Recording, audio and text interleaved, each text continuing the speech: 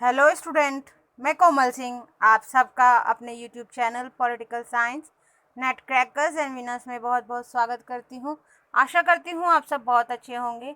Student, आज का जो हमारा लेक्चर वीडियो है, इसमें हम वेस्टर्न पॉलिटिकल थिंकर के क्वेश्चन आंसर सीरीज़ नंबर 4 को आपके सामने लेकर आए हैं। तो चलिए आज का लेक्चर हम स्टार्ट करते हैं और क्वेश्चन आंसर सीरीज़ को स्टार्ट करते हैं।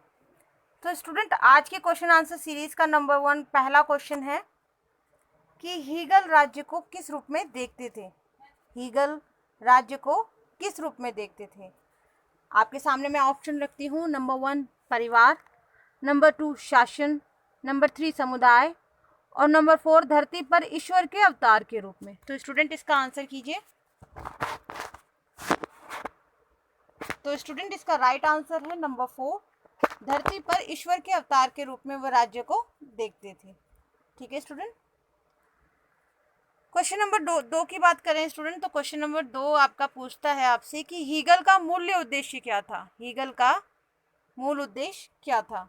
इसमें मैं आपके सामने ऑप्शन रखती हूँ। नंबर 1 जर्मनी का विस्तार, नंबर 2 जर्मनी का त्रुटिकरण, नंबर 3 जर्मनी को शक्तिशाली बनाना और नंबर 4 जर्मनी का बिखराव। तो इसका आंसर दीजिए स्टूडेंट। स्टूडेंट इसका राइट आंसर होगा जर्मनी को शक्तिशाली बनाना। हीगल का मूल उद्देश्य यही था कि जर्मनी को किसी भी प्रकार से शक्तिशाली बनाया जाए, क्योंकि जिस समय हीगल वहाँ पर थे तो उन्होंने वहाँ पर जर्मनी का पूर्ण रूप से बिखराव देखा था, तो वो उसको शक्तिशाली बनाना चाहते थे। ठीक है स्टूडेंट।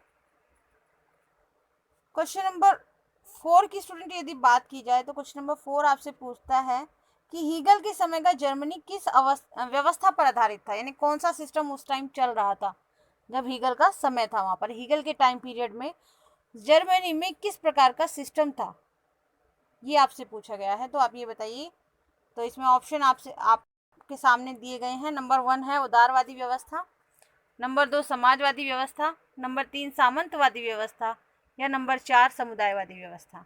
तो स्टूडेंट इसका राइट आंसर दीजिए। स्टूडेंट इसका राइट आंसर है सामंतवादी व्यवस्था। जिस समय हीगल का वहाँ पर समय था, हीगल का जो टाइम पीरियड था, उस समय जर्मनी की जो व्यवस्था थी वो पूर्ण रूप से सामंतों के हाथों में केंद्रित थी। तो वहाँ पर पूर्ण रूप से जो शासन चल रहा था वो सामंतवादी व्यवस्था का शासन चल रहा था, जिसके कारण क्या हो रहा था कि वहाँ पर बिखराव हो रहा था। जर्मनी में पूर्ण रूप से बिखराव की स्थिति चल रही थी। ऐसी अवस्था में वहाँ पर उसको जर्मनी को पूर्ण रूप से शक्तिशाली बनाना ही हीगल का मूल उद्देश्य था। ठीक है स्टूडेंट। तो स्टूडेंट चलिए क्वेश्चन नंबर 5 आपके सामने रखती हूँ। क्वेश्चन नंबर 5 आपसे पूछता है कि हीगल ने सर्वोच्च संगठन किसे माना, यानी कि हीगल ने सर्वोच्च संगठन यानी सुपीरियर ऑर्गेनाइजेशन किसको माना है। आपके सामने ऑप्शन है। नंबर 1 समुदाय, नंबर 2 समाज, नंबर 3 परिवार और नंबर 4 राज्य। तो स्टूडेंट इसका राइट आंसर दीजिए। स्टूडेंट इसका राइट आंसर है राज्य। हीगल सुपीरियर जो ऑर्गेनाइजेशन मानता है वो राज्य को मानता है, यानी कि राज्य के नीचे सब कुछ है लेकिन राज्य सर्वोपरि है। ठीक है स्टूडेंट। तो क्वेश्चन नंबर 6 की बात करें स्टूडेंट, तो यहाँ पर आपको एक फेमस स्टेटमेंट दिया गया है हीगल का, जो आपके एग्जामिनेशन के पॉइंट ऑफ व्यू से बहुत इंपॉर्टेंट क्वेश्चन है, क्योंकि स्टेटमेंट बहुत ज़्यादा प्रीवियस ईयर से यूजीसी नेट जो है वो स्टेटमेंट्स को बहुत ज़्यादा पूछ रही है, तो आप ये याद रखिएगा। इसमें आपसे बताया गया है आपको कि हीगल का जो फेमस स्टेटमेंट है वो क्या है। हीगल का फेमस स्टेटमेंट है स्टूडेंट कि तार्किक ही वास्तविक है और वास्तविक ही तार्किक है, यानी जिस चीज़ को आप तर्क के आधार पर नाप तोल सकते हो वही रियल है, और जो रियल है उसको ही आप तर्क के आधार पर तोल सकते हो। ठीक है स्टूडेंट। तो हीगल का ये फेमस स्टेटमेंट है कि तार्किक ही वास्तविक है और वास्तविक ही तार्किक है। ठीक है स्टूडेंट। यदि हम क्वेश्चन नंबर 7 की स्टूडेंट बात करें तो फांसीवादी विचारकों का प्रणेता किसे कहा जाता है, ये आपसे क्वेश्चन पूछा गया है कि फांसीवादी विचारकों का प्रणेता किसे कहा जाता है। आपके सामने ऑप्शन है। Number 1 Hegel, number 2 Marx, number 3 Machiavelli और नंबर 4 टी.एच. ग्रीन। तो इसका राइट आंसर दीजिए स्टूडेंट।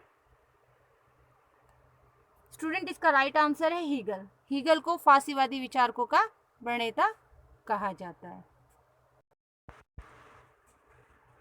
स्टूडेंट नंबर 8 जो क्वेश्चन है वो आपसे पूछता है कि राजनीति का अध्ययन इतिहास के माध्यम से किस रूप में किया गया है या किसने किया है। राजनीति का जो अध्ययन है यानी पॉलिटी की जो स्टडी है वो इतिहास के माध्यम से किस विचारक ने की है। तो आपके सामने ऑप्शन है नंबर 1 प्लेटो, नंबर 2 अरस्तु, नंबर 3 रूसो और नंबर 4 हीगल। तो इसका राइट आंसर दीजिए। स्टूडेंट इसका राइट आंसर है हीगल। हीगल ने राजनीति का जो अध्ययन है, राजनीति की जो स्टडी है वो इतिहास के माध्यम से की है। ठीक है स्टूडेंट। नंबर 9 की हम क्वेश्चन की बात करें तो हीगल ने द्वंद्वात्मक चिंतन पद्धति में किसे सर्वश्रेष्ठ माना। ये आपसे क्वेश्चन पूछा गया है कि हीगल ने द्वंद्वात्मक चिंतन पद्धति जो है उसमें किसको सर्वश्रेष्ठ माना। नंबर 1 वाद, नंबर 2 प्रतिवाद, नंबर 3 संवाद और नंबर 4 संवाद। तो आप इसका आंसर दीजिए। स्टूडेंट इसका राइट आंसर है संवाद, नॉट संवाद, इट्स संवाद। ठीक है स्टूडेंट। क्वेश्चन नंबर 10 की बात करें स्टूडेंट तो क्वेश्चन नंबर 10 आपसे पूछता है कि किसने राज्य और नागरिक समाज के मध्य स्पष्ट विभाजन किया। वह पहले विचारक कौन से थे जिसने राज्य और नागरिक समाज के बीच स्पष्ट विभाजन किया कि नागरिक समाज अलग होता है यानी सिविल सोसाइटीज अलग होती हैं और स्टेट अलग होता है। तो वह पहले विचारक कौन से हैं। आपके सामने ऑप्शन रखती हूँ। Number 1 Rousseau, number 2 John Locke, number 3 John Stuart Mill और नंबर 4 हीगल। तो इसका राइट आंसर दीजिए स्टूडेंट। स्टूडेंट इसका राइट आंसर है हीगल, क्योंकि हीगल ने ही स्टेट और नागरिक समाज को यानी कि स्टेट और सिविल सोसाइटीज के बीच स्पष्ट रूप से विभाजन किया है और वो पहले विचारक हैं ऐसा करने वाले। क्वेश्चन नंबर 11 की स्टूडेंट बात की जाए तो यहाँ पर आपसे क्वेश्चन है कि किसने युद्ध को नैतिक माना, यानी किस विचारक ने युद्ध को नैतिक माना कि हाँ युद्ध जरूरी है। तो नंबर 1 हीगल, नंबर 2 प्लेटो, नंबर 3 अरस्तु और नंबर 4 सुकरात। तो राइट आंसर दीजिए। स्टूडेंट इसका राइट आंसर है हीगल, क्योंकि हीगल ने ही युद्ध को नैतिक माना है। क्वेश्चन नंबर 12 की स्टूडेंट बात की जाए तो हीगल की स्वतंत्रता कैसी है, ये आपको बताना है कि हीगल ने फ्रीडम को कैसे देखा या हीगल की फ्रीडम कैसी है। नंबर 1 उदारवादी, नंबर 2 समुदायवादी, नंबर 3 सकारात्मक और नंबर 4 नकारात्मक। तो आंसर दीजिए इसका स्टूडेंट। इसका राइट आंसर है स्टूडेंट सकारात्मक, क्योंकि उन्होंने पॉजिटिव जो है उसको उन्होंने पॉजिटिव फ्रीडम को अपनी स्वतंत्रता माना है, यानी कि सकारात्मक स्वतंत्रता को उन्होंने स्वतंत्रता अपनी माना है। क्वेश्चन नंबर 13 की स्टूडेंट बात की जाए तो हीगल का कथन दिया गया है फेमस, तो आपको ये याद रखना होगा क्योंकि ये बहुत पॉइंट ऑफ व्यू से एग्जामिनेशन के पॉइंट ऑफ व्यू से बहुत इंपॉर्टेंट होते हैं कि संविधान का निर्माण ईश्वर की देन है, मानव निर्मित संस्था नहीं है। यानी संविधान का निर्माण है, जो कॉन्स्टिट्यूशन का जो निर्माण हुआ है वो ईश्वर की देन है, क्योंकि ईश्वर की देन है तो वो होना ही था, वो कोई मानव निर्मित संस्था नहीं है, ये कहना है हीगल का।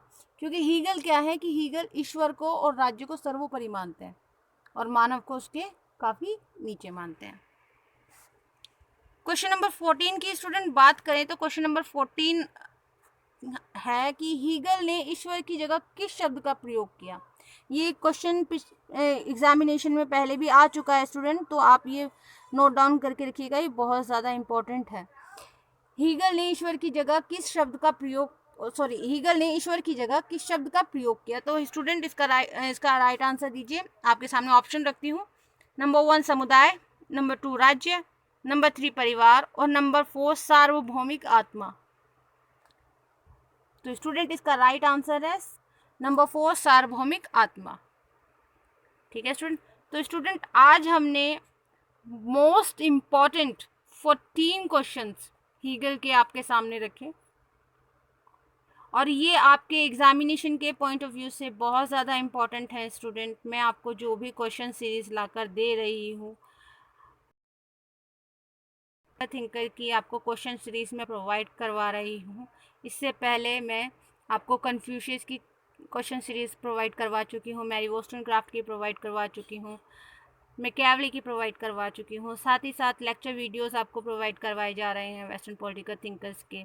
आपको पेपर नंबर 1 टीचिंग एप्टीट्यूड के लेक्चर वीडियो प्रोवाइड करवाए जा रहे हैं। तो सर तो स्टूडेंट वो बहुत ज़्यादा इंपॉर्टेंट है, आप उनको अंडरस्टैंड कीजिएगा और बहुत अच्छे तरीके से समझिएगा और नोट डाउन कीजिएगा, वो आपके एग्जामिनेशन के पॉइंट ऑफ व्यू से बहुत इंपॉर्टेंट है। तो बने रहिए हमारे लेक्चर के साथ, हमारे चैनल को लाइक कीजिए, शेयर कीजिए एंड सब्सक्राइब कीजिए। Thank you so much.